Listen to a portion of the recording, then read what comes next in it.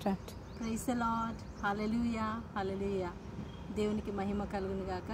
ప్రియులారా, మరి ఈరోజు దేవుడు మనకు ఒక అద్భుతమైన వాక్యాన్ని ఇస్తున్నారు.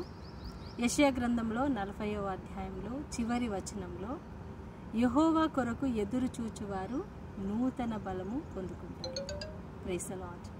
అవును ప్రియులారా, మనం ఈ లోకంలో మనుషుల కోసం ఎదురు చూడకూడదు. ఎందుకంటే మనం మనుషుల కోసం ఎదురు చూస్తే ఈ లోక డబ్బు కోసం కానీ, పదవుల కోసం, ఆస్తి కోసం, మనం ఈ లోక సంబంధమైన వాటి కోసం ఎదురు చూస్తే మనం నిరాశపడతాం.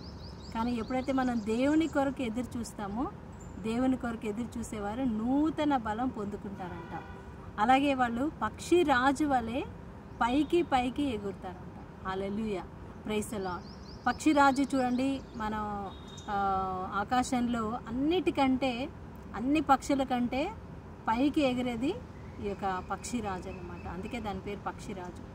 అది ఎందుకంత పైకి ఎగరగలుగుతుంది అంటే, అది కూడా ఒక టైంకి పాతగా అంటే ఓల్డ్ అయిపోతుంది, ముసళ్ళు అయిపోతుంది. కానీ ఆ టైంలో అదేం చేస్తుంది, చాలా ఉన్నతమైన పర్వతం మీదకి వెళ్ళి డైరెక్ట్గా సూర్యుని చూస్తుందంట. ఆ సూర్యరశ్మి దాని మీద పడినప్పుడు దాని రెక్కలన్నీ కూడా పీకేసుకుంటుంది దాని ముక్కుతోటి. ఆ ముక్కు కూడా పగలగొట్టేస్తుంది. అప్పుడు ఏమవుతుందంటే కొత్త ముక్కు వస్తుంది, దానికి అన్ని కొత్త రెక్కలు వస్తాయన్నమాట. సో దేవుడు చాలా అద్భుతంగా మరి ఆ పక్షిని మళ్ళీ కొత్తగా చేస్తారు, నూతన బలం పొందుకుంటుంది. అయితే దేవుని వాక్యం ఏం చెప్తుందంటే, ఎవరైతే దేవుడి కొరకు ఎదురు చూస్తారో వాళ్ళు ఆ విధంగా నూతన బలం, నూతన శక్తి పొందుకుంటారు.